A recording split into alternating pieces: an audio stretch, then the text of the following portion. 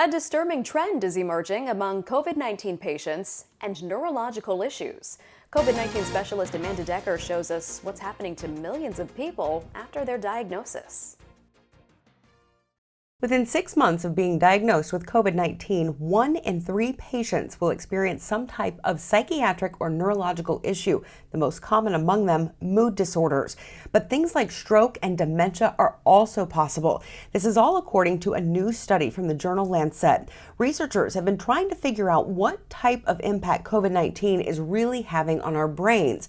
They discovered about 1 in 8 COVID-19 patients would be diagnosed with a condition such as anxiety or depression for the first time in their life after getting infected with COVID-19.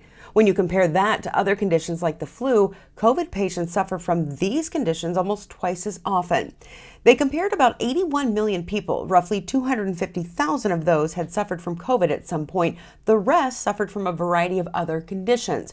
There was a 44% higher incidence of 13 different mental health or brain-related conditions among COVID patients when they were compared to those who had suffered from the flu, and a 16% higher risk compared to other respiratory tract conditions like pneumonia.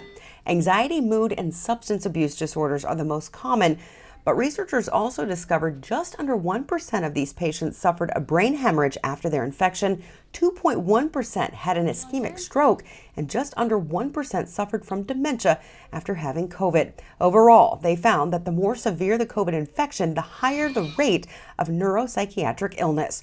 I'm COVID-19 specialist Amanda Decker reporting.